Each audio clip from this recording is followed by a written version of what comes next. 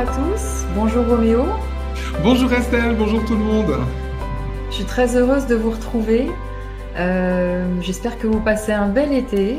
Alors si ce n'est pas le cas, vous inquiétez pas, on a des outils pour vous aider. On est là pour ça. Et en tout cas, j'espère que tout le monde va bien. Je suis vraiment ravie de vous retrouver. Roméo est avec nous depuis la Martinique. Moi, je suis en France. Et puis, on vous accueille d'un peu partout. Merci de nous rejoindre en direct et merci à vous qui regardez cette vidéo en replay. Alors, nous sommes aujourd'hui ensemble pour 1 heure avec Roméo Cournal. On est un peu en famille, mais si c'est la première fois que vous regardez une entrevue de Soneva avec Roméo Cournal, eh bien, je vous rappelle que Roméo Cournal est formateur en neurosciences appliquées. Il a accompagné des milliers de personnes à travers le monde, pour pas dire des dizaines de milliers, voilà, guérir des traumas, notamment aussi des relations toxiques, des traumas sexuels. Il accompagne également les thérapeutes à devenir prospères tout en restant authentiques. C'est tellement nécessaire. Et puis, bien, on est heureux de parler aujourd'hui de tremplins que sont nos traumas, puisque nous avons ce pouvoir immense. Eh bien, en fait, il y a 2 voies possibles. C'est ce qu'on va voir ensemble aujourd'hui. Soit en souffrir, soit accepter de grandir. Et ça peut être, comme tu as coutume de le dire, vraiment le marchepied de notre trône. Merci Estelle. Alors, je vais rebondir sur le coup du marchepied de mon trône, parce qu'en vrai, le marchepied du trône, c'est une expression que je dois à l'Ecclésiaste, qui dit justement, alors oui, je crois que c'est l'Ecclésiaste. Vous avez trouvé ça peut-être dans les proverbes. Les plus chrétiens d'entre vous me confirmeront. Je ferai de ton ennemi le marchepied de ton trône. Et l'idée, c'est qu'effectivement, on peut faire de l'adversité, on peut faire de ces traumas, on peut faire de ces épreuves l'occasion de souffrir et l'occasion de grandir. Ok, et ça c'est extrêmement important. Mais en bon pédagogue que je suis, on va commencer par, devine quoi Estelle? Une définition. Comme d'habitude. C'est extrêmement important. C'est extrêmement important. Je le dis toujours en rigolant, mais en réalité, c'est très, très important parce que, comme je dis à mes étudiants et surtout à mes accompagnés, et ça se vérifie toujours, hein, à mes supervisés, je veux dire, 70% des questions que vous me posez trouvent leur réponse dans la définition. Et c'est le cas. 70% minimum. Donc, on va parler. Là, le thème ce soir, c'est trauma, tremplin pour rebondir. Okay. Maintenant, qu'est-ce qu'un trauma? Un trauma n'est pas un événement. Un événement reste un événement. Un trauma n'est pas une expérience.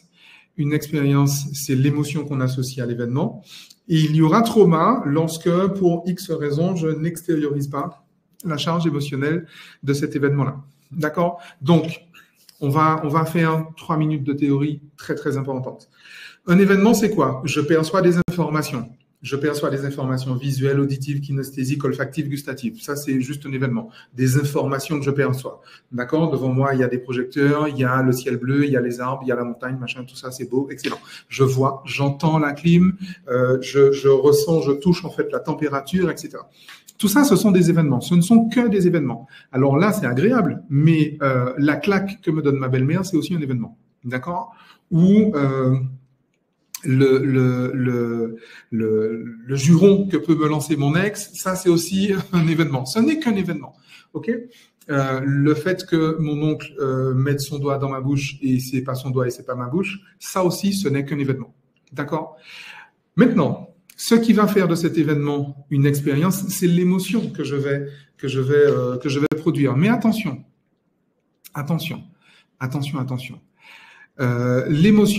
L'émotion n'est pas produite par l'événement. L'émotion est produite par moi, par mon corps, par mon système nerveux autonome, par mon cerveau. Pourquoi? Parce que les informations en fait que je capte là sont traitées dans mon cerveau. J'y vais rapidement. Hein. Les informations sont traitées dans mon cerveau limbique, etc. Donc reptilien, limbique et puis cortex s'il le faut. Et en fait, j'interprète les informations que je perçois. D'accord? Et c'est cette interprétation, un discours interne, cette interprétation vient de mon éducation, mes conditionnements socio-éducatifs et culturels, mes expériences passées, mes apprentissages, etc. Ma personnalité, ma conscience. Mais c'est mon interprétation de ce qui m'arrive qui va déclencher l'émotion. D'accord? C'est pas parce que ma belle-mère me dit d'aller me faire voir que ma belle-mère m'a mise en colère. D'accord? Alors, pour les personnes qui ne me connaissent pas, je prends toujours l'exemple de ma belle-mère parce que ma belle-mère est une femme absolument adorable et que je n'ai jamais de conflit avec elle. Et donc, du coup, je peux la charger, la malheureuse. Et du coup, l'idée, c'est ça. L'idée, c'est que c'est mon discours interne, c'est mon interprétation, c'est ma façon de voir le monde qui génère l'émotion à l'intérieur de moi. L'émotion est une production endogène. Il faut vraiment comprendre ça. Sinon la suite, vous serez complètement perdu. Il faut vraiment accepter. Et encore une fois, sachez que c'est pas mon avis sur la question. Hein. C'est le corps humain qui fonctionne comme ça. Je suis allé dans des instituts. J'ai été formé par des gens qui ont fait des études, qui ont effectivement étudié le corps humain. Et effectivement, ils m'ont dit, ben voilà, l'émotion est une production endogène. C'est moi qui produis l'émotion. D'accord? Et heureusement, et en fait, elle est là, la bonne nouvelle. Hein. Et ça, c'est fondamental pour la suite. Pour faire de ces épreuves, de ces traumas, des tremplins, il est fondamental d'avoir en tête que l'émotion que je ressens est une émotion que je produis, est une production endogène. D'accord? Et cette production est une production neurochimique. C'est physique, c'est de la viande, en fait. Les gens, c'est pas vibratoire, spirituel, machin, tout ça. C'est biologique. D'accord? Un cocktail neurochimique, neuropeptides, neurotransmetteurs, hormones et tout ce qui va avec. OK? Parfait. Et donc, ça, c'est important. Donc, mon interprétation des informations que je perçois produit mon émotion. D'accord? Et là, je suis en train de vivre une expérience. Je suis toujours pas dans le trauma, là. Hein? Maintenant, il se trouve que une émotion, ben, comme son nom l'indique, c'est censé sortir. C'est ce que ça veut dire, hein, étymologiquement, mouvement vers l'extérieur, ex movere, ok. Emotion, en anglais, mouvement vers l'extérieur. C'est un mouvement donc vers l'extérieur. Et vous comprenez bien que si c'est un mouvement vers l'extérieur, c'est que c'est un mouvement qui part de l'intérieur. C'est ce que je viens de vous dire. Hein. Ok. Donc, production endogène qui va vers l'extérieur et qui ira vers l'extérieur. Et ça aussi, c'est quelque chose à noter, que vous le vouliez ou pas. Une émotion va sortir. C'est pas dans notre champ des possibles d'empêcher une émotion de sortir. Parce que lorsqu'on l'empêche de sortir, justement, ça crée un trauma. Lorsqu'on l'empêche de sortir comme elle veut sortir, on va donc réprimer cette charge émotionnelle et ça crée ce qu'on appelle une inscription traumatique. Et on ne fait que retarder sa sortie. On ne peut pas l'empêcher en finalité, on ne fait que rendre la sortie, l'évacuation plus longue et douloureuse. Complètement, complètement. C'est comme un barrage. Tu sais, tu as une rivière pour les personnes qui habitent en Guyane. Je crois que j'ai vu des gens de Guyane là. Coucou Astrid. Tu as des gens, en fait, ils ont mis un gros barrage sur la rivière, là, le barrage de Petit Saut, comme ça. Il s'appelle Petit Saut, mais il est immense.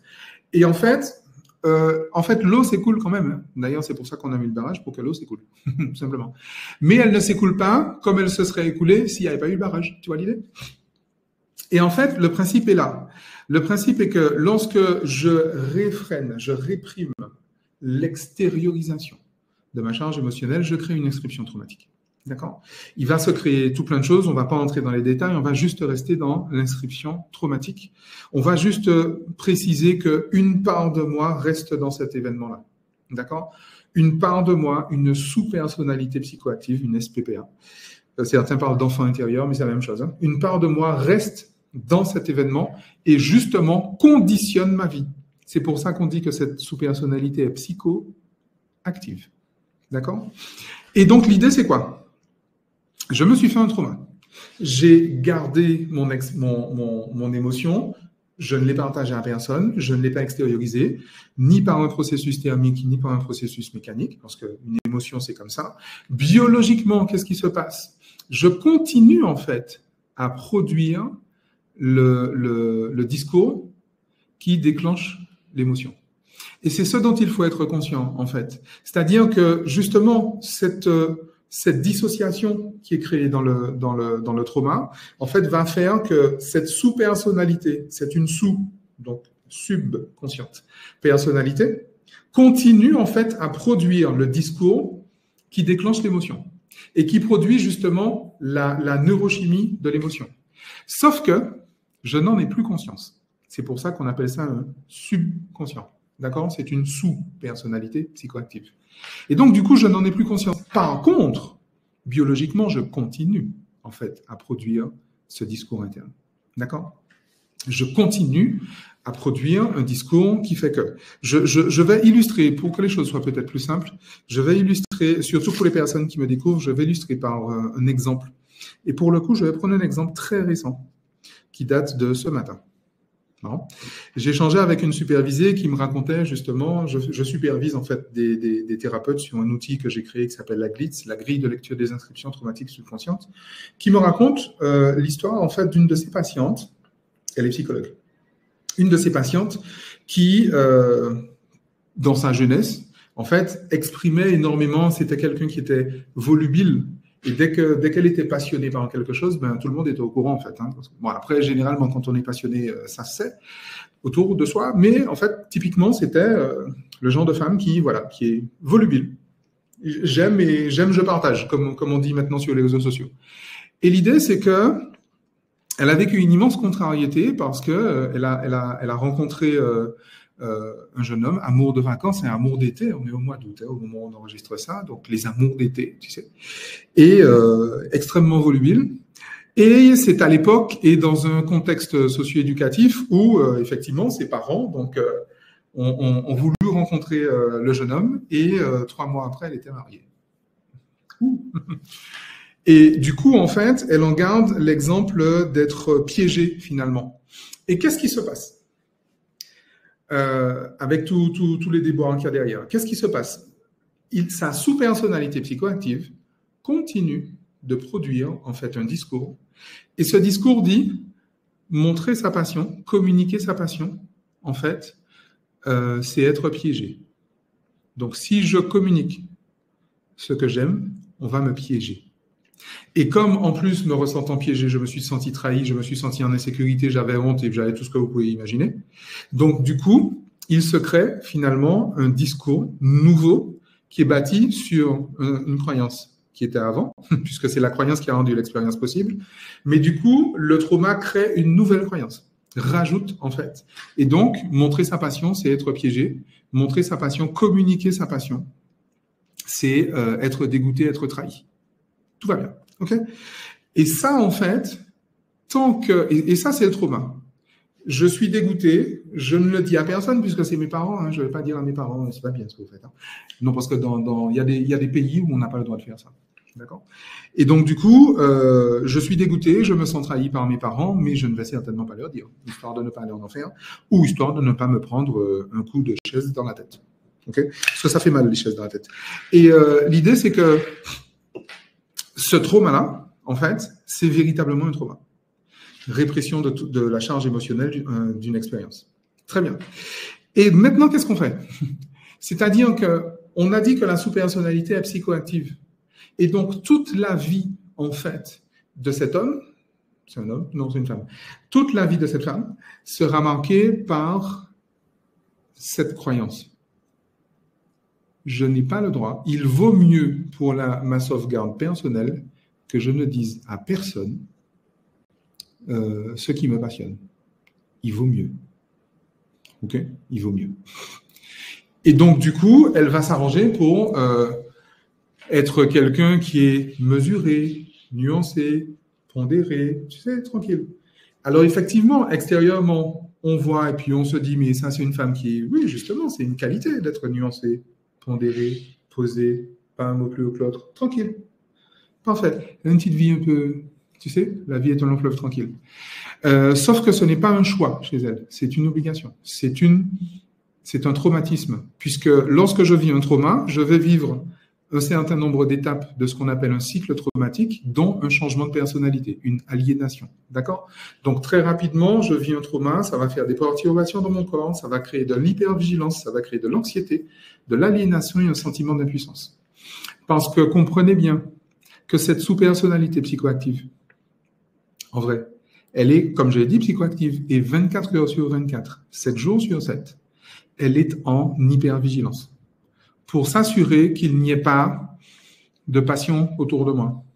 Pour s'assurer que je n'ai pas l'occasion d'exprimer une passion. Je peux en avoir, hein, mais je les garde pour moi. D'accord?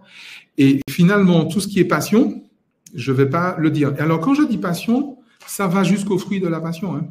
Je ne parle pas de Francky Vincent. Quand je dis ça, je parle de la maracuja. Tu sais, le fruit de la passion. Mais je parle aussi de Francky Vincent, on est d'accord? Parce que fruit de la passion, quand le cerveau entend passion, il entend passion. Tu vois? Ça peut être la passion du Christ ou le fruit de la passion de Francky Vincent. Ce n'est pas exactement les mêmes personnages, Jean-Christophe et Francky Vincent. Mais les deux parlent de passion. Tu vois l'idée? Et pour le cerveau, il entend la même chose. Okay? Et donc, qu'est-ce qui va se passer? Le cercle traumatique, il va toute la vie, toute ma vie, j'ai ça. Ce qu'il est intéressant de noter, c'est que je peux vivre, en fait, un traumatisme qui ne me gêne pas du tout. Je peux vivre un traumatisme et ça ne me gêne pas. Et bien au contraire, j'en tire finalement bénéfice.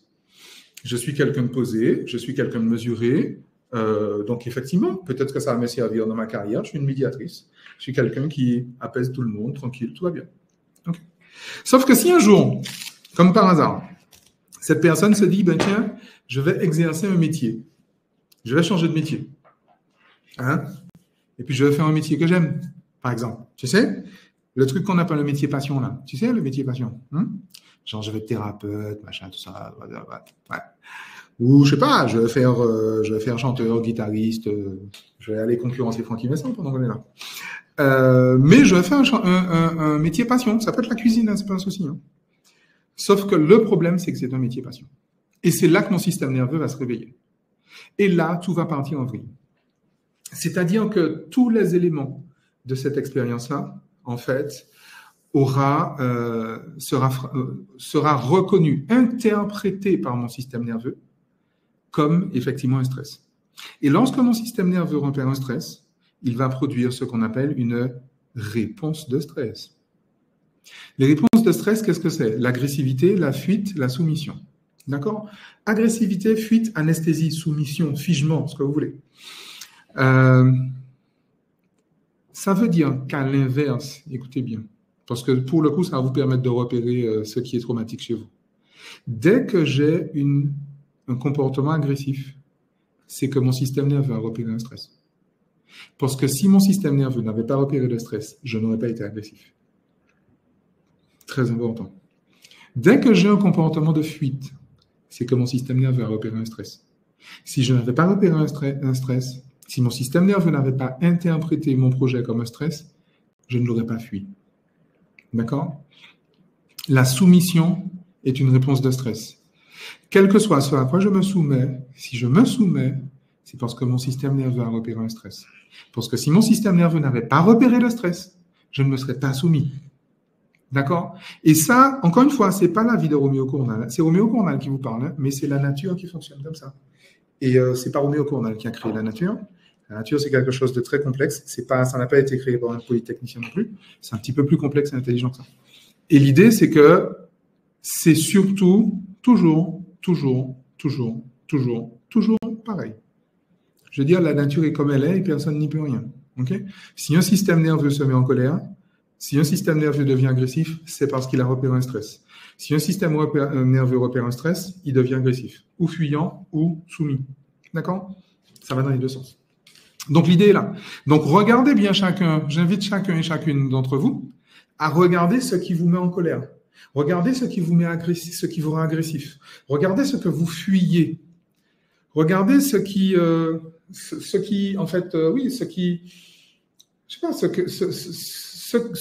pourquoi vous procrastinez, ce que vous dites je vais faire et puis je ne fais pas. Ok? Et puis regardez ce qui vous fige complètement. À quel moment dans votre vie vous êtes complètement figé? On vous dit quelque chose et puis finalement il ne se passe rien. C'est comme si on vous avait perdu, tu vois? La sidération. Ok? Donc ça veut dire qu'il y a un stress. Et ça, en fait, bien évidemment, la démarche thérapeutique va tendre à guérir ça, a pour objectif de guérir ça.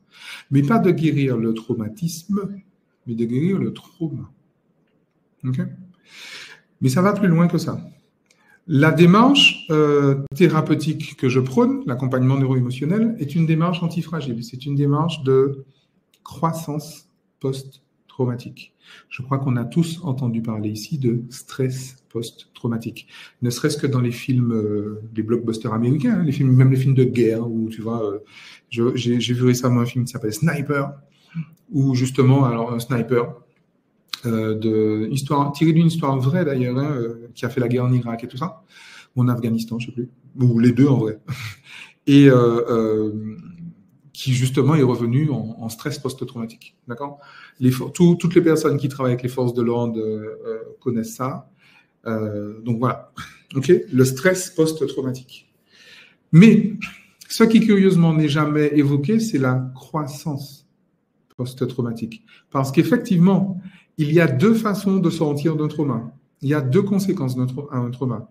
Le traumatisme, donc le stress post-traumatique avec le cercle traumatique dont on a parlé, ou la croissance post-traumatique. C'est là qu'on fait de son épreuve le marchepied de son trône. Je me sers de ce qui m'est arrivé pour grandir. Alors attention, les petits malins. Je fais l'un ou je fais l'autre. Je ne peux pas faire les deux. Okay. Et c'est extrêmement important. Je fais l'un ou je fais l'autre. C'est-à-dire que la croissance post-traumatique exige de moi une posture responsable. Okay. Et il se trouve que si je suis responsable, je ne suis plus victime. Et en fait, il est là le débat. Le cœur en fait de notre sujet aujourd'hui, c'est là en fait. C'est un choix en fait que doivent faire toutes les personnes qui sont accompagnées. Si tu veux guérir, il faudra que tu arrêtes d'être victime. En fait, il n'y a pas d'autre alternative. Il n'y en a pas. Pour le coup, il n'y en a pas. Il n'y en a vraiment pas. Donc, et pour le coup, ça c'est un choix personnel. Et c'est pour ça que j'invite en fait tous les professionnels de l'accompagnement. Je remplis la tête de mes accompagnés avec ça. Responsable ou coupable. Responsable ou victime, je veux dire. Pas coupable. Parce que coupable, ça n'existe pas en fait. Chez moi, ça n'existe pas. Est-ce que la posture victimaire peut avoir un effet bénéfique, un avantage quelconque, parce qu'il peut y avoir une période où la personne a besoin de rester en posture victimaire et tout à coup, il y aura comme une forme de maturité de la gestion émotionnelle. Enfin, je ne sais pas, je te pose la question, hein, c'est à toi de traduire tout ça, qui va faire qu'elle va avoir un déclic et elle va sortir de la posture victimaire. La posture victimaire est absolument indispensable puisque c'est une posture de survie. En vrai. C'est pour ça que je ne dis pas qu'il y a quoi que ce soit qui soit bien ou mal. Pour comprendre en fait, le neuro-émotionnel, il faut absolument sortir du jugement normatif. La posture victimaire est indispensable à la survie. Et c'est pour ça que je dis que je peux me retrouver dans un traumatisme qui me convient. Très clairement, parce que je survis. En vrai. Sauf que dans la biologie, lorsque je survis, je ne suis pas en croissance. Lorsque je suis en croissance, je ne suis pas en survie. D'accord ? C'est l'un ou l'autre. D'ailleurs, quand tu regardes bien, nos vies à tous sont une succession de périodes de croissance et de périodes de survie. De périodes de croissance et de périodes de survie. Exactement comme la marche. Tu sais, la marche. Hein, la marche. C'est une succession d'équilibre et de déséquilibre. D'équilibre et de déséquilibre. D'équilibre et de déséquilibre. Lorsque j'ai un pied en l'air, je suis en déséquilibre. Souvenez-vous, Karate Kid. Vous vous souvenez de Karate Kid là ? Désolé pour les références, je suis un vieux daron. Et l'idée, c'est que lorsque je pose le pied à terre, mais là, je suis en équilibre. J'ai un pied devant l'autre. Les deux pieds sont à terre. Et du coup, je vais lever un autre pied. Et donc, je vais créer un autre déséquilibre. Okay ? Et avancer dans la vie, c'est une succession d'équilibre et de déséquilibre. C'est une succession de périodes de croissance et de périodes de survie. OK ? Biologiquement, il y a quand même une différence dans le temps entre une personne qui aura passé plus de temps dans la posture de survie, de victime, et peut-être moins de temps comparativement à quelqu'un d'autre, par exemple, quelqu'un qui passera plus de temps en période de croissance. Quelles seront les différences biologiques qu'on peut constater ? Alors, les différences biologiques qu'on peut constater, c'est globalement le champ de tout ce qu'on appelle la pathologie. Mais bon, là, on entre dans le champ de la médecine. Je ne suis pas médecin, donc Dieu merci. Mais pour le coup, il faudra vous rapprocher de mes étudiants. L'essentiel de mes étudiants sont des médecins. Mais la pathologie, le champ finalement de la pathologie, est un champ qui est très, très impacté par une période longue, trop longue pour la biologie du corps, de survie et donc de stress. C'est une exposition trop longue de notre organisme à des hormones de stress, telles le cortisol et bien d'autres encore. Hein. Et puis, il y a au-delà des hormones, il y a les configurations, en fait, hormonales, d'accord, et neurochimiques. Et c'est une exposition trop répétée, trop fréquente, trop continue de notre organisme à ces hormones de stress qui créent donc le champ de toutes les maladies. Okay, et bien évidemment, qui crée également des champs des difficultés comportementales. Okay, puisqu'on a dit que s'il y a stress, il y a agressivité, fuite ou soumission. Agressivité, fuite ou soumission, regardez toutes les relations que vous avez, qu'elles soient sexuelles, amoureuses, professionnelles, sociales, amicales. Dès qu'il y a agressivité, fuite ou soumission, sidération, c'est qu'il y a effectivement une toxicité relationnelle, c'est qu'il y a un conflit, c'est qu'il y a quelque chose de désagréable. Okay, et là, en fait, ça crée ce genre de choses. Mais attention, la posture victimaire a également, surtout dans nos sociétés actuelles, un immense avantage. Et c'est celui dont il est le plus facile de se défaire. C'est que la posture victimaire nous accorde de l'attention et de l'importance aux yeux des personnes autour de nous. D'accord? Alors, il y a même une philosophie qui est bâtie là-dessus, je crois qu'on l'appelle le wokisme. Mais je n'ai pas bien compris le coup du wokisme, je vous avoue, je ne me suis pas trop penché sur la question, mais j'ai cru comprendre que c'était ça l'idée. J'existe parce que je suis victime d'eux. Okay? Ça a donné également lieu à des choses que je trouve extrêmement dangereuses, genre MeToo, balance ton porc, etc. C'est extrêmement dangereux comme posture, parce que finalement, je définis un coupable et donc je me définis moi-même comme victime. D'accord? Alors, ça a l'air d'être, encore une fois, c'est accepté socialement, c'est même très bien vu, mais biologiquement, c'est extrêmement dangereux. Et c'est totalement contraire à la démarche de guérison. Totalement. J'entendais récemment l'interview d'une femme qui se disait avoir été victime d'un animateur. J'ai oublié son nom de toute façon. Puis on est là pour parler pour nommer le nom des gens dans la radio. Un animateur en télé, très connu. Et en fait, elle disait que son but n'était même pas de nuire en fait à cette personne. Elle dit, mais mot pour mot, hein, vous allez trouver ça sur Internet. Mon objectif, c'est d'être reconnu comme victime. Ouais, c'est exactement ça son discours, mot pour mot. Mon objectif est d'être reconnu comme victime. Alors c'est un point intéressant que tu soulèves. Excuse-moi, Romain, vas-y, si tu veux terminer. Non, on peut, oui. C'est intéressant ce que tu soulèves. Dans ce cas, comment communiquer sur des sujets importants au niveau de la société sans se mettre en posture victimaire? En se mettant en posture responsable. Et donc, mais ça veut dire que c'est également renoncer à l'attention et à l'affection que ça procure. Et il est là le gros souci. Quand je parle d'attention, je fais référence bien évidemment à un trauma que nous avons tous vécu qui s'appelle l'éducation. D'accord? On est tous sous le coup de la blessure narcissique. La peur de mourir par un manque d'attention. Et cette blessure narcissique, elle est réelle.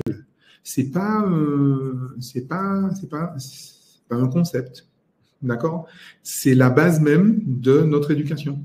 Okay? La peur de mourir par un manque d'attention.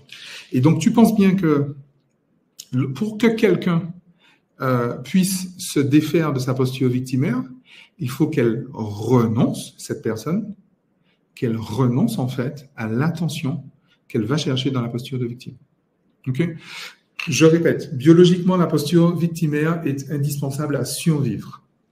Le problème, c'est que la posture de survie est censée être temporaire. D'accord? Et les personnes qui s'identifient finalement à leur posture victimaire crée une personnalité et revendique une personnalité de victime, je suis victime de. Je veux être reconnu comme étant victime de. Je suis la personne qui a été violée par. Je suis victime de. C'est qui je suis dans la société. Or, personne ne veut mourir. Aucune forme de vie ne veut mourir. Et le problème, c'est que lorsqu'on s'identifie, je veux être reconnu comme étant la victime de, il est hors de question pour moi de guérir. Parce que lorsque j'aurai guéri, je ne serai plus, même pas lorsque je serai guéri, pour guérir, il faut que je ne sois plus la victime de. Il faut que je me détache de cette identité de victime. La guérison suppose, impose, exige la fin de la posture victimaire, de quitter la posture victimaire. La guérison impose, suppose, exige de quitter la posture victimaire. Retenez ça. Ça fera bien, je vois bien ça en punchline, Estelle. Et si bien, d'accord? Alors, ça signifie que de faire connaître des méfaits et de vouloir rendre justice socialement, si tout le monde dans la société faisait ce retournement à l'intérieur de soi, on gagnerait plus collectivement plutôt qu'à les pendre haut et court et à montrer que oui, ils ont fait des exactions, etc. Et ce qu'il y a d'encore mieux, c'est qu'à la longue, les actes de prédation sexuelle, en l'occurrence, diminueraient. À la longue, il y en aurait moins, en vrai. Parce qu'en fait, un prédateur sexuel est d'abord un traumatisé qui n'a pas été pris en charge et qui n'est pas guéri. Okay, lorsque je dis qu'il y a changement de personnalité, prenons le cas des traumas sexuels. Lorsque je vis un trauma sexuel, il va se passer la même chose. Perturbation neurochimique, hypervigilance, anxiété, aliénation. Aliénation, il y a deux possibilités. Ou je deviens une victime, une super victime, donc un super gentil du point de vue de Marvel. Donc je deviens une super victime. Donc je m'identifie à la victime. Ce qui signifie que comme je m'identifie à la victime, mon cerveau a besoin de cohérence. Mon cerveau a beaucoup plus besoin de cohérence que de rationalité. C'est pour ça que les êtres humains ne sont pas rationnels. Mon cerveau a besoin de cohérence. La cohérence, je suis victime, c'est cohérent. Mais pour cette cohérence-là, si je m'identifie à la victime, pour que ma vie soit cohérente, il faut que j'ai des bourreaux. Donc, il faudra que je sois à nouveau victime de quelque chose ou de quelqu'un. D'accord? Et c'est pour ça que je dis qu'une personne traumatisée sera à nouveau traumatisée, puisqu'elle s'est identifiée. Une personne, en tout cas, qui s'identifie comme étant victime, sera à nouveau traumatisée. Nécessairement, sera traumatisée. Parce qu'en quelque part, elle demande à l'être. D'accord? Puisqu'elle se définit comme. L'autre personnalité que je peux avoir, c'est le prédateur, la prédation. D'accord? Nietzsche dit que l'esclave ne rêve pas de liberté, l'esclave rêve d'avoir son propre esclave. D'accord? Effectivement, certaines personnes qui ont été agressées ne rêvent pas de guérir, elles rêvent d'avoir leur propre victime. Donc, ou je deviens victime ou je deviens bourreau. C'est le darwinisme, en fait. Tu es dominant-dominé. Enfin, voilà. Notre civilisation est bâtie dessus. J'ai pas besoin de trop insister. On a tous compris ce que ça veut dire. D'accord? Donc, l'idée est là. Mais ça signifie bien que ces personnalités sont des personnalités traumatiques. D'accord? Le prédateur et la victime sont deux fruits, finalement, du même arbre. Exactement du même arbre. OK? Et moins il y aura de victimes, moins il y aura de prédateurs à la longue. L'idée, c'est vraiment ça. C'est vraiment extrêmement important. Et donc, pour guérir, qu'est-ce qu'il va falloir que je fasse dans un premier temps? C'est accepter de quitter ma posture victimaire. Parce qu'encore une fois, la guérison suppose, impose, exige de quitter sa posture victimaire. Okay?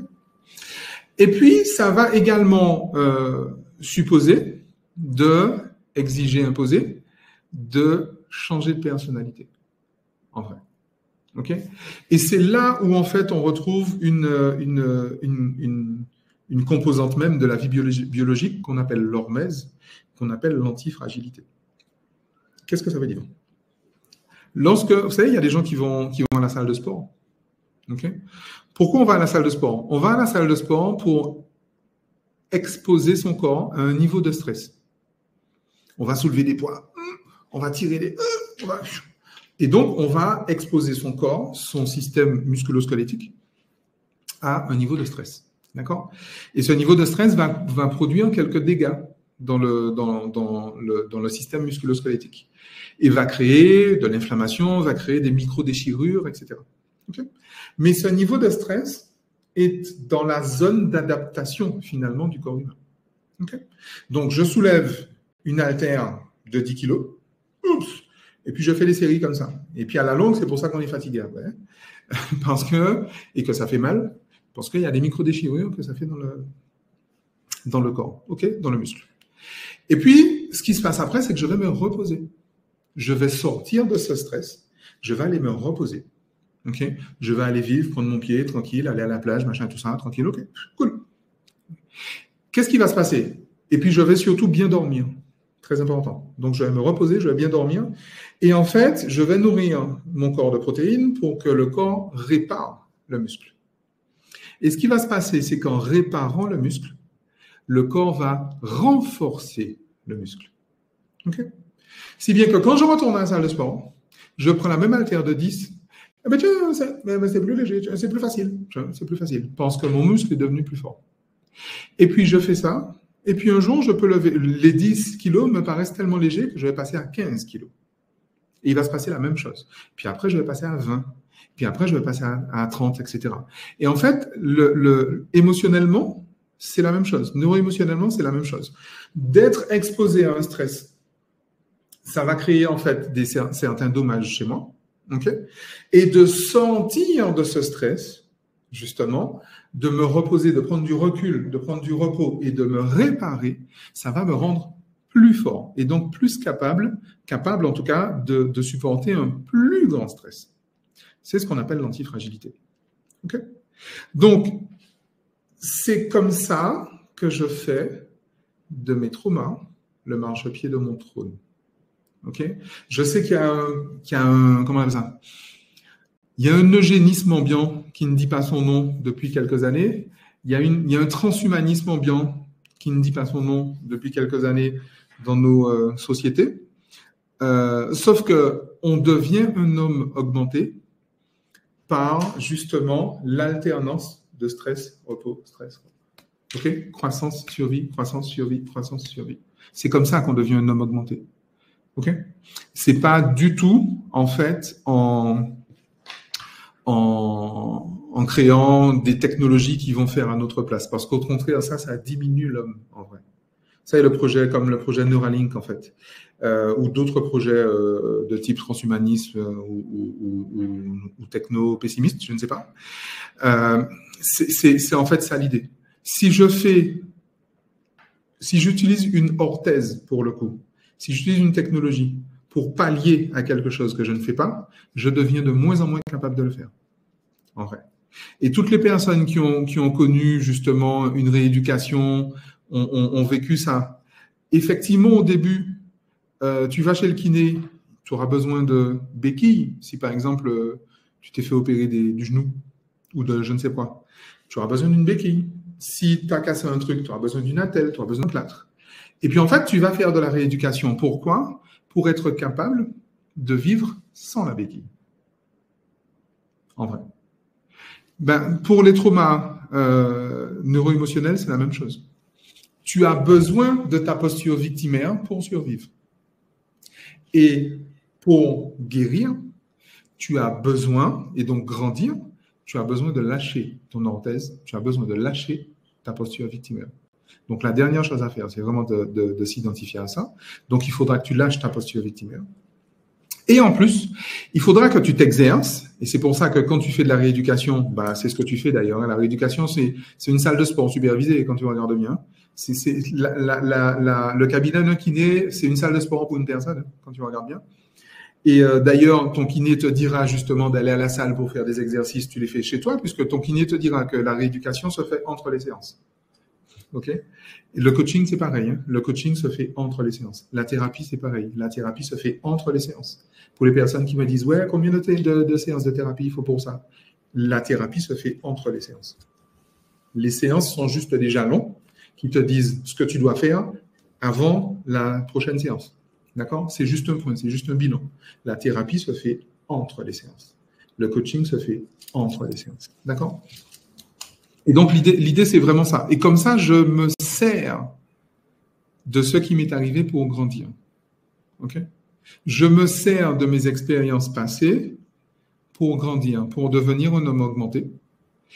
Et comme je deviens un homme augmenté, je peux aussi, à un moment ou à un autre, être un chouïa, pas beaucoup, hein, un chouïa, reconnaissant pour ce qui m'est arrivé.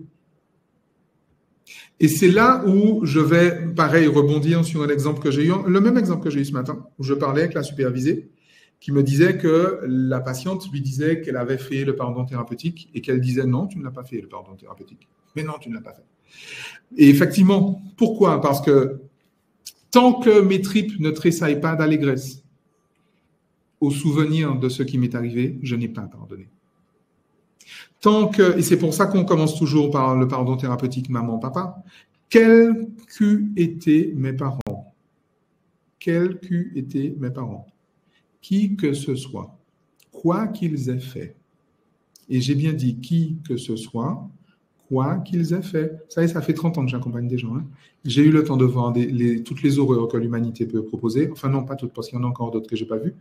Mais dans tous les cas, et j'ai bien dit dans tous les cas, et vous n'êtes pas assez exceptionnel pour que ce soit pas pour échapper à la règle, dans tous les cas, lorsqu'on est dans une démarche de pardon thérapeutique aboutie, lorsque je pense à mes parents, je suis dans une gratitude profonde. Ou parce qu'ils ont été particulièrement aidants, ou parce qu'ils ont été particulièrement stressants. Vous avez remarqué que personne ne va à la salle en maudissant les haltères? Vous avez remarqué que personne ne va chez le kiné en maudissant le kiné? Les kinés ont bonne réputation. Et pourtant, c'est des gens qui font souffrir. Hein, je sais pas. Moi, j'ai eu mal. Hein. J'ai fait des séances de kiné, excuse-moi. Hein. J'ai eu plus mal qu'à l'hôpital. Hein. Mais, et pourtant, qu'est-ce qui fait que, justement, on en veut encore à ses parents, on en veut encore à son agresseur, on en veut encore au gouvernement, on en veut encore à sa belle-mère, on en veut encore à son ex, on en veut encore à... Enfin, vous avez le droit de vouloir à qui vous voulez, hein, en fait, en vrai. Mais on ne guérit pas comme ça.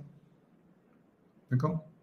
La guérison suppose, impose, exige la reconnaissance.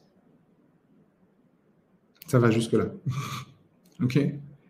Là, et vous allez trouver effectivement, on a fait ici sur Suneva un atelier là-dessus. Vous allez trouver le pardon thérapeutique sur Suneva TV. C'est exactement ce que je viens de mettre sur le chat. Donc, vous allez retrouver non seulement le pardon thérapeutique, mais aussi l'autre programme qu'on a fait qui s'appelle La sagesse du deuil, intemporel et vital, franchement. Allez voir la bande-annonce. Et puis, maîtriser son destin pour rendre conscient l'inconscient sur suneva.ca/tv. Complètement. Et ça va vraiment dans le détail du détail de ce qu'on est en train d'expliquer là. Et dans la pratique. Et encore une fois, si vous voulez faire de votre trauma passé un tremplin, ben, il faudra passer par là. Okay? Il ne s'agit pas de faire des choses, ce n'est pas un distributeur automatique. Ah, on m'a dit de faire pardon thérapeutique, j'ai écrit. Hein? Alors, vous pouvez écrire sur la feuille, ce n'est pas un problème. Vous pouvez même lire comme on vous demande de le faire. Vous pouvez tapoter sur le point d'inversion psychologique en répétant « j'aime ma mamounette d'amour et ma mamounette d'amour », mais il n'y a pas de souci. Vous pouvez le faire. Ça ne signifie pas que vous aurez pardonné. Parce qu'il y a faire le pardon thérapeutique, il y a pardonner, il y a incarner le pardon thérapeutique. Et ce que j'adore en fait dans la biologie, c'est que là où je sais que quelqu'un a fait un boulot, c'est lorsque sa vie a changé. J'en parlais encore à mes supervisés sur la question justement de l'accompagnement des traumas sexuels. Il y a des personnes effectivement qui ont été accompagnées, et qui en plus ont été formées à l'accompagnement des traumas sexuels et à l'animation des ateliers guérir mes traumas sexuels, GMTS. Et ces personnes-là, en fait, le seul moyen pour que j'ai moi de vérifier qu'elles ont vraiment fait ce travail thérapeutique, c'est lorsqu'elles me disent qu'elles ont une vie sexuelle et amoureuse épanouie. Tout simplement. Si tu as 3 orgasmes par semaine, je suis OK avec toi. Hein. Tu as rencontré ton chabin, c'est sympa, vous vivez l'intimité, vous vivez... voilà, tu repeins les murs, tout va bien. Alors, repeindre les murs, c'est une métaphore pour les personnes qui ne suivent pas. Parce que quand je dis ça, je me rends compte qu'à chaque fois, il y a des gens qui pensent que je parle vraiment de repeindre un mur. C'est une métaphore, en fait, okay, de l'éjaculation féminine, pour ceux qui n'ont pas suivi. Mais ça, à ce niveau-là, on est OK.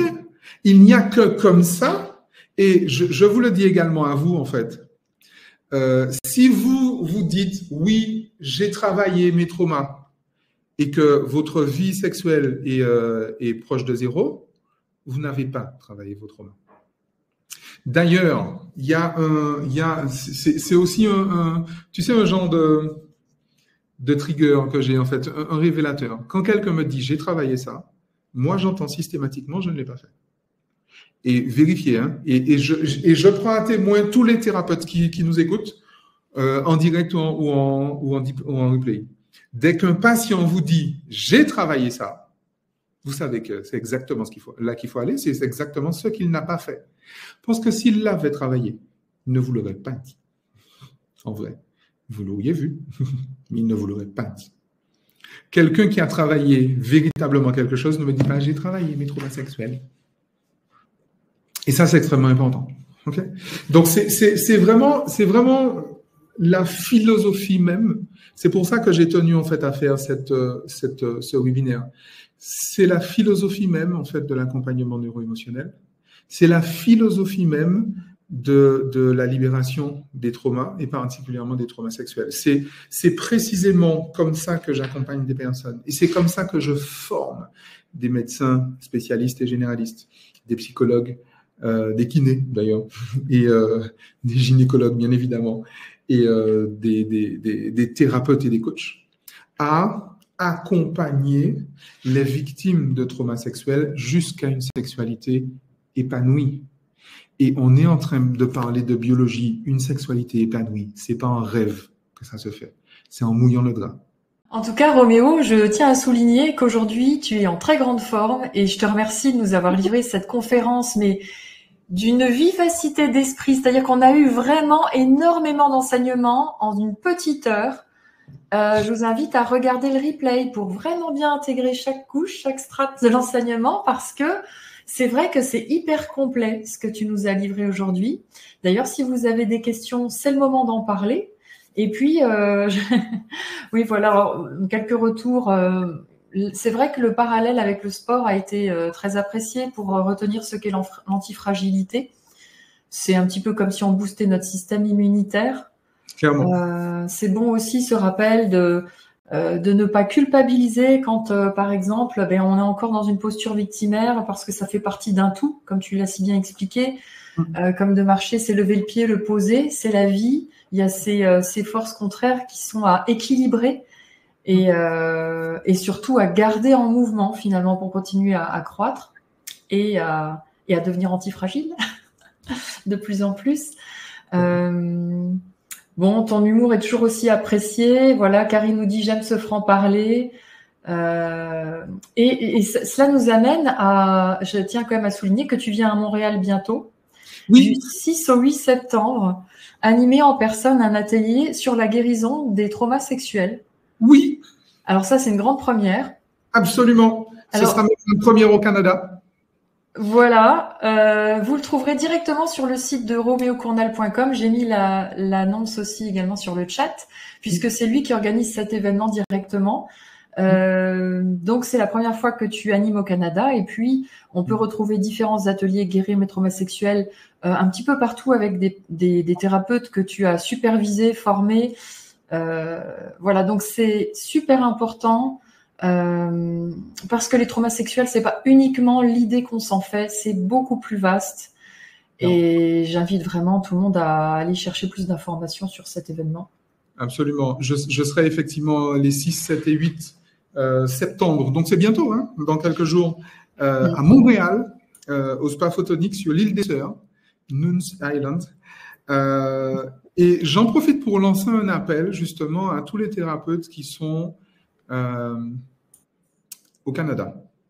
Parce qu'en vrai, si je viens au Canada, c'est parce qu'il n'y a pas encore au Canada, c'est surprenant, je sais, parce qu'en général, le Canada est en avance sur ces sujets-là, mais il n'existe pas encore, c'est prévu, de thérapeutes qui soient formés à l'accompagnement des victimes de traumas sexuels et à l'animation des ateliers GMTS, guérir mes traumas sexuels. Et je lance vraiment, vraiment un appel à vous tous, professionnels de la santé, professionnels de l'accompagnement, professionnels du bien-être dans ce beau pays qu'est le Canada. Vous pouvez en fait accompagner les victimes de traumas sexuels. Vous pouvez le faire. Et vous devez le faire. Tu vas capoter vraiment. Ben raide, là. Tu vas capoter ben raide. On sait quoi capoter, parce que je parle pas trop bien le québécois. Tu vas adorer. Les Québécois ont un cœur immense. Tu vas passer d'excellents moments. Et puis, je pense que vous gagnez aussi à rencontrer Roméo. Vous allez aussi adorer la rencontre dans les deux sens, je pense. Ça va bien matcher. Oui, très clairement. Et en plus, on fait ça au Spa Photonique et je vais profiter justement de ma présence au Spa Photonique dans les ateliers GMTS, il y a toujours forcément des séquences en état de conscience modifié, cohérence cardiaque, etc. Et on va profiter de la présence donc de cette technologie-là, du Spa Photonique, pour faire ça dans justement la salle avec les ondes scalaires. Et ça, c'est une immersion, c'est super. Complètement, c'est autre chose. Je vais vous faire voyager. Je vous garantis, je vais vous faire voyager. Les états de conscience modifiés, j'adore ça. La psychoacoustique, c'est l'un de mes dadas. Mais avec une technologie comme ça, vous n'imaginez pas ce que je suis capable de faire.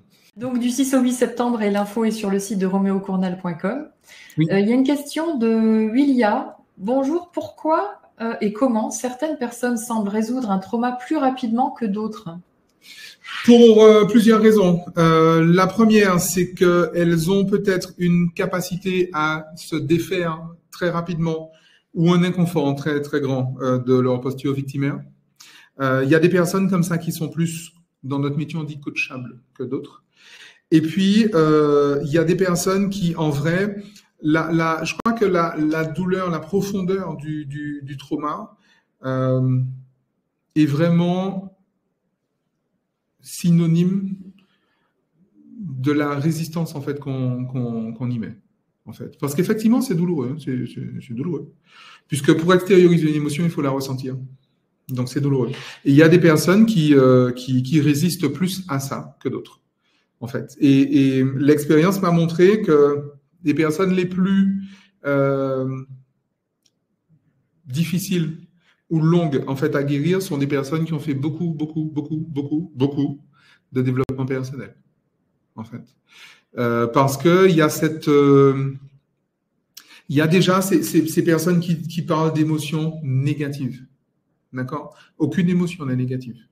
Okay? Les émotions sont agréables ou désagréables, mais elles ne sont pas négatives. Vous pensez bien que si, par exemple, vous avez été violé, que vous avez ressenti de la honte et que vous avez réprimé votre honte, mon job à moi, c'est de vous emmener dedans. Parce que si vous ne ressentez pas la honte, vous n'allez pas vous en défaire. Puisque c'est précisément la honte, l'extériorisation émotionnelle qui est la guérison, qui est le chemin, qui est le début. C'est pas la guérison totale, hein, c'est le début. Puisque le trauma, c'est la répression de la charge émotionnelle, la guérison va commencer par l'extériorisation de la charge émotionnelle. Et quand on extériorise une charge émotionnelle, on la ressent. Donc, quand on vient me dire que la honte, c'est négatif, excuse-moi, là, tu n'es pas en train de guérir, très clairement. Et je remarque aussi qu'il y a des personnes qui, surtout, ne veulent pas changer leur personnalité. En vrai. Notre personnalité crée notre réalité personnelle. Pour changer de réalité personnelle, nous devons changer de personnalité. Les personnes qui prennent le plus de temps à guérir sont les personnes qui ne veulent pas ou qui résistent en fait à changer leur personnalité, qui ne veulent pas considérer que ce qu'elles ont su, ce qu'elles pensaient, ce qu'elles croyaient vrai pouvait être totalement faux et ce qu'elles croyaient faux peut être totalement vrai. D'accord ? Il y a un genre d'aversion. C'est un phénomène neurologique. Hein, on connaît très bien ça en neurosciences.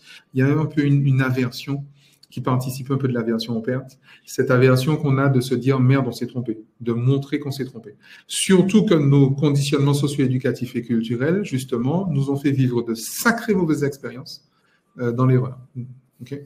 Donc montrer qu'on s'est trompé, c'est déjà traumatisant pour des personnes.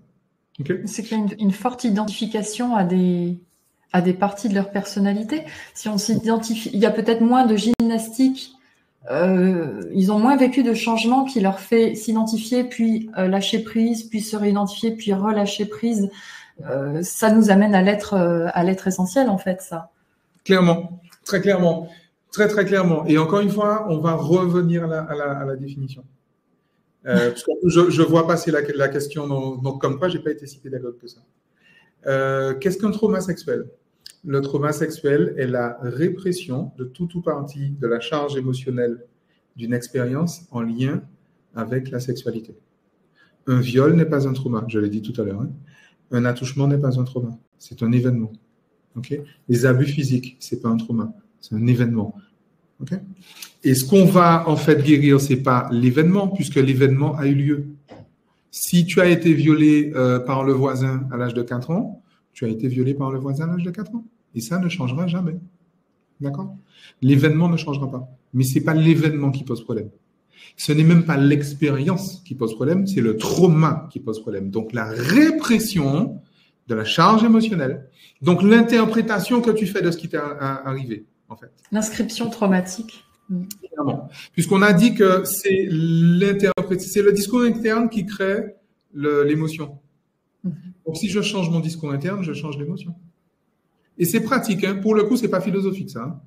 Tant qu'on n'a pas, il y a un exercice d'ailleurs que j'ai inventé qui s'appelle la double page, et on va trouver en fait un discours qui va produire automatiquement, sans que vous ayez à le chercher, hein, sans que vous ayez à être d'accord avec ça.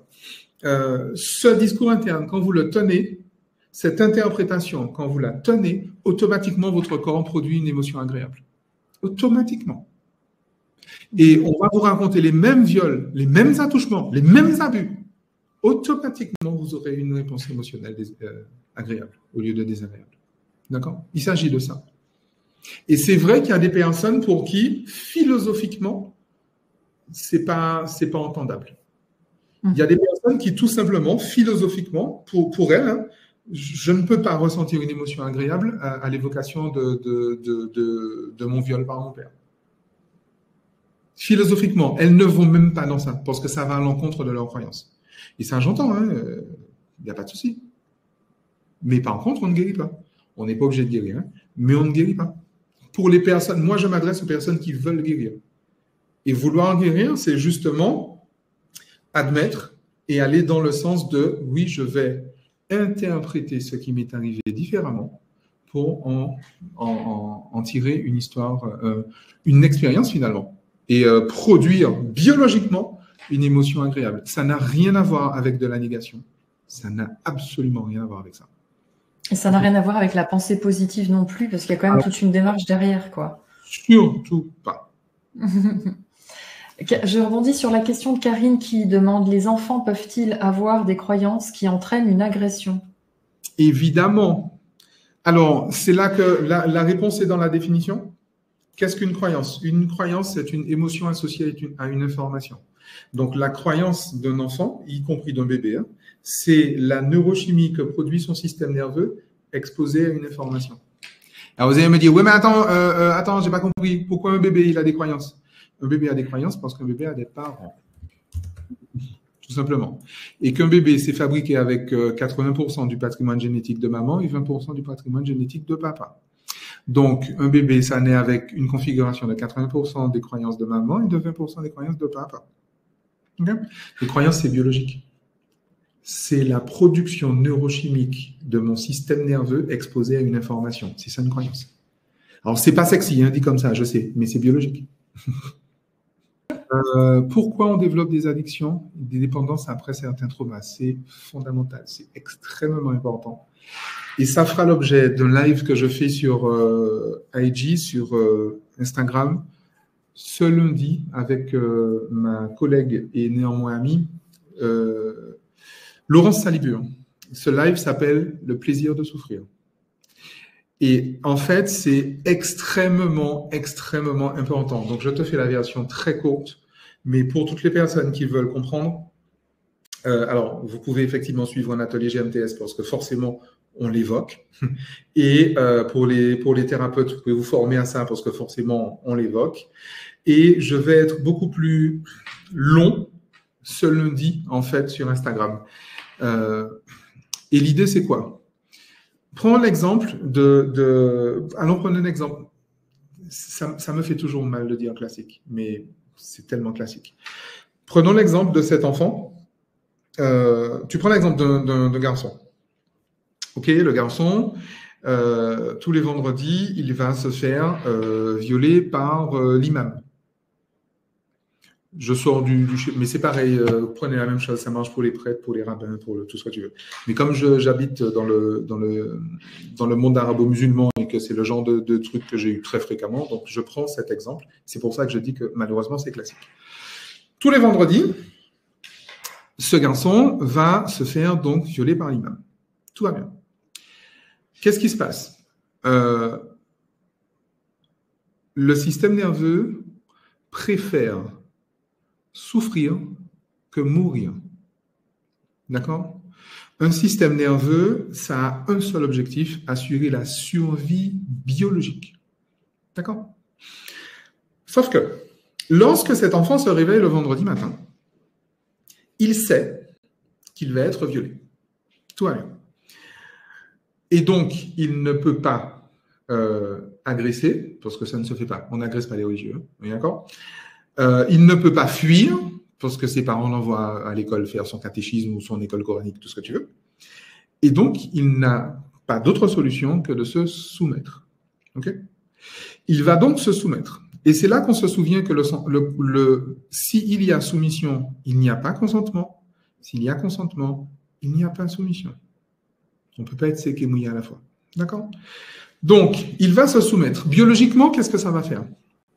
Biologiquement, comme c'est absolument douloureux, le système nerveux va associer à ça, c'est exactement comme à la salle de sport, va associer à ça une décharge dopaminergique dans le corps. Okay?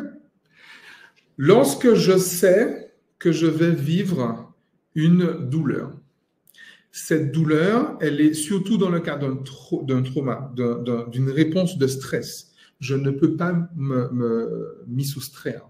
D'accord? Le système nerveux, pour que je ne meure pas de peur, parce que je peux mourir.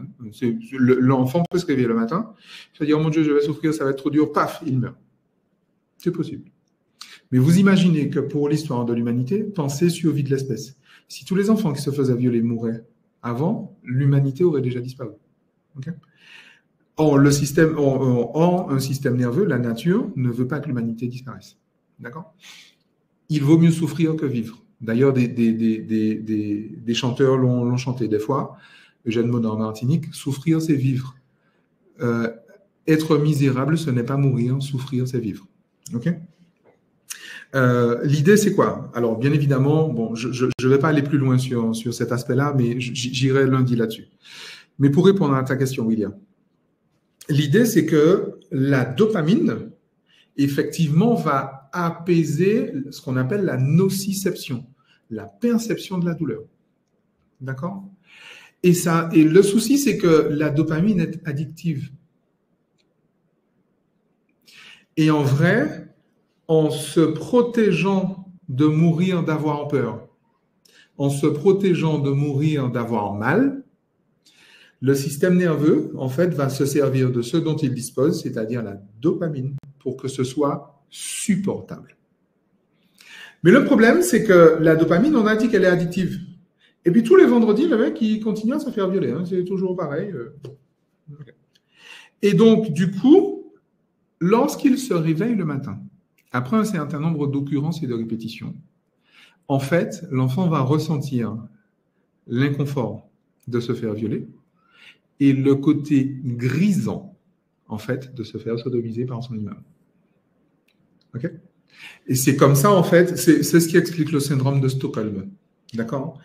C'est ce que les prédateurs sexuels disent à leurs victimes quand elles disent tu vas voir, tu vas aimer. Et c'est vrai, elles vont aimer. Et ce que certaines victimes d'ailleurs vivent très mal parce qu'elles l'ignorent, c'est que j'ai entendu des gens dire mon corps m'a trahi. Parce qu'il y a des personnes qui se font violer et qui ont des orgasmes. On peut avoir un orgasme en fait en étant violé.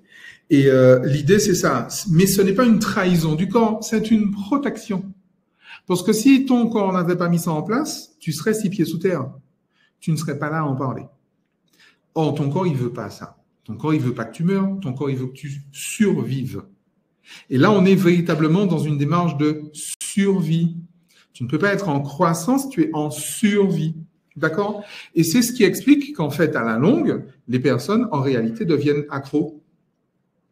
Et on a des personnes qui ont été agressées sexuellement de façon récurrente et répétée dans leur vie et qui deviennent ou nymphos ou obsédés sexuels. D'accord? Et qui en plus, on a des personnes qui, par exemple, vont avoir une sexualité très, très dans la brutalité, très dans la douleur, très dans la violence. Il y a des personnes qui ne peuvent pas avoir d'orgasme si vous ne leur mettez pas un coup qui fait mal. D'accord? Et ça, en fait, c'est traumatique. C'est un fonctionnement traumatique du corps. OK? Donc, je n'irai pas plus loin où il y a. Je vais pas aller dans les détails parce qu'il y a d'autres choses à rajouter, mais j'irai dans les détails ce lundi avec Laurence sur Instagram. Alors, je te transmets rapidement le retour de Brigitte. Je te laisse voir si tu as quelque chose à ajouter. Elle nous dit « Il n'y a pas de différence alors en fonction de ma source, l'épanouissement sexuel comme signe de guérison, même en cas d'accident. Quid des personnes qui ont fait vœu de chasteté alors ?» Oula. Quid des personnes qui ont fait vœu de chasteté? J'ai eu le cas de personnes, alors pour le coup, c'était des religieuses. Comment est-ce que je vais... Dans tous les cas que j'ai connus, je ne dis pas que c'est la voie. Hein. Ah, quoique non, j'ai eu des cas effectivement de personnes. Non, elles sont pas restées religieuses. Non, elles sont pas restées religieuses. J'en ai pas. Ça veut pas dire que, encore une fois, je ne suis pas en train de dire que c'est la sortie. Hein. Je suis en train de dire que ce que j'ai observé, ça a été ça. Des religieuses et des religieux aussi, c'est arrivé, qui ont été agressés sexuellement. Leur parcours de guérison, effectivement, les a amenés en fait à quitter leur congrégation, voire même à quitter les ordres. Et effectivement, elles ont, alors pour le coup, leur sexualité par rapport à ça, parce qu'il y a des personnes qui ont une sexualité sans rapport, ça existe, hein, et qui sont pour le coup effectivement assez épanouies dans l'idée, parce qu'on peut effectivement avoir des orgasmes sans partenaire. Vous êtes au courant de ça? Il y a des gens qui ont des sexualités sans rapport sexuel, sans partenaire si tu veux. Ok? Ça a l'air de surprendre, mais oui. C'est assez répandu comme pratique, non? Merci pour ta réponse. Je vois le temps filer. Est-ce que tu as quelque chose à ajouter par rapport aux derniers échanges qui se sont déroulés là ou... On touche vraiment à des choses qui sont sensibles, qui sont particulières, qui sont douloureuses. Donc, ça demande effectivement un certain temps d'intégration et ça demande effectivement une certaine ouverture, une certaine complexité cognitive et ça demande d'accueillir des choses. On avait qu'une heure en fait pour parler déjà de la philosophie de l'accompagnement. Pour les personnes qui veulent aller plus loin, si vous êtes des professionnels de l'accompagnement, je vous invite en fait à vous former à l'accompagnement des victimes de traumas sexuels. Vous allez sur mon site romeocornal.com dans la rubrique formation, vous allez trouver le parcours. Et pour les personnes qui ne sont pas des professionnels, je vous invite en fait à vous faire accompagner parce que les personnes qui vous accompagnent sont non seulement formées, mais elles sont toujours en cours de supervision, en vrai. Donc, ce sont des personnes qui sont tout le temps à jour. Et Dieu sait si les neurosciences progressent vite, qui sont tout le temps en fait à jour et qui sont supervisées. Donc il y a des cas il y a des choses qui sont très douloureuses, des choses qui sont très sensibles, il y a des choses qui bousculent. Donc on prend ça très très au sérieux, mais vraiment très au sérieux. Vous avez vu, j'ai un humour un peu décapant, mais on a une posture professionnelle très très très très très respectueuse et très sérieuse sur ces choses-là. Pour vous donner une idée, je travaille sur 4 continents, dans le monde judéo-chrétien, dans le monde anglo-saxon, dans le monde, oui, anglo-saxon, quoique très peu, mais et dans le monde arabo-musulman et même dans le monde confucéen. D'accord? J'ai eu des accompagnés qui étaient des religieux chrétiens, juifs, bouddhistes, musulmans bien sûr, etc. Et athées, agnostiques ou je ne sais pas quoi, et même d'autres qui étaient dans des choses nettement plus ésotériques que ça. Donc c'est un enseignement, c'est un accompagnement qui pour le coup est universel puisqu'il est biologique. C'est ça. Tout humain. On soigne l'humain.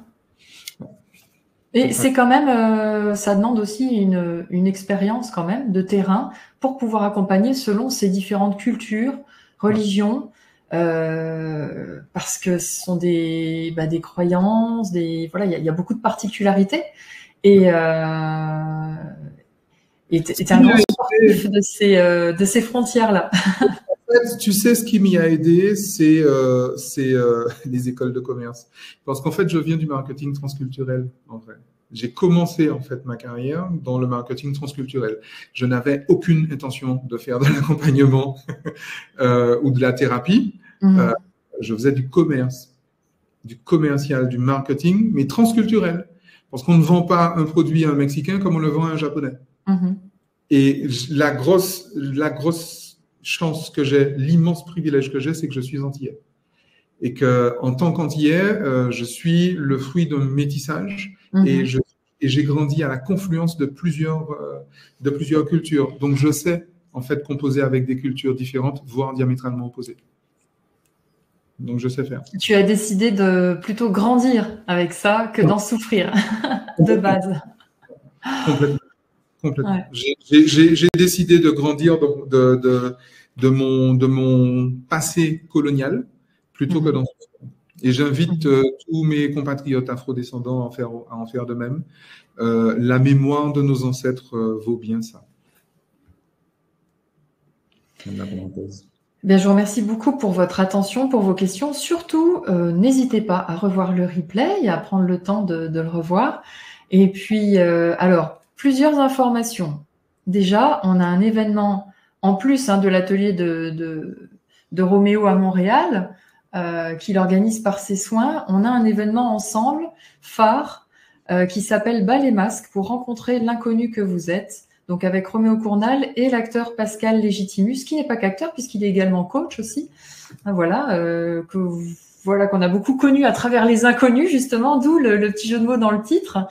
Et cet événement est original et exceptionnel, déjà parce qu'on réunit 2 talents complètement différents, complémentaires à la fois, et en alliant l'humour et les outils thérapeutiques de Roméo, ses facultés d'accompagnement, on va traverser tous les messages contraignants qui ont façonné nos personnages, nos fausses personnalités, enfin en tout cas l'être que nous ne sommes pas véritablement, de manière à voir quels sont les comportements qui en découlent et surtout tout ce qui nous a été interdit, donc ces choix qu'on ne fait pas, les expériences qu'on va s'éviter ou alors qu'on ne va pas réussir à vivre. Enfin voilà, je pense qu'on pourrait en parler beaucoup plus longuement.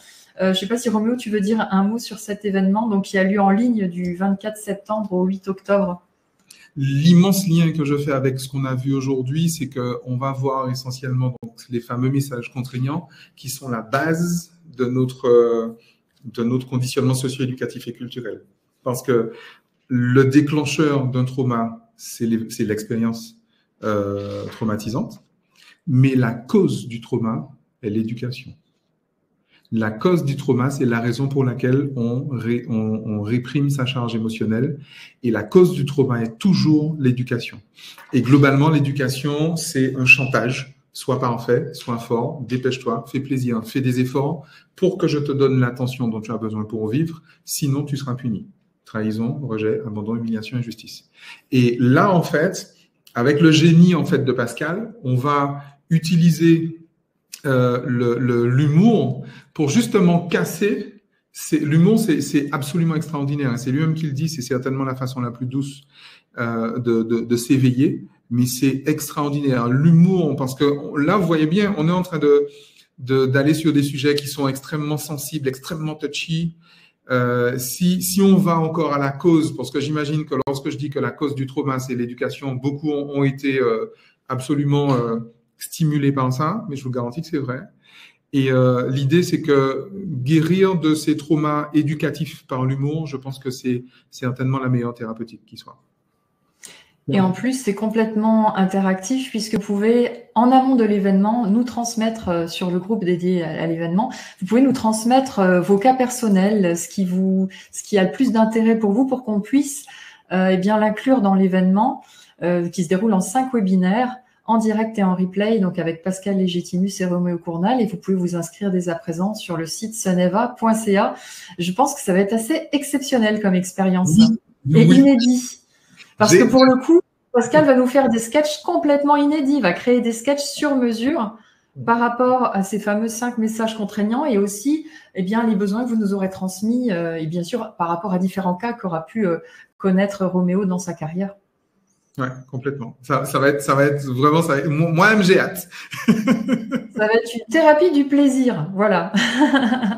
Par le rire. D'ailleurs, je rappelle que le rire est le meilleur médicament au monde.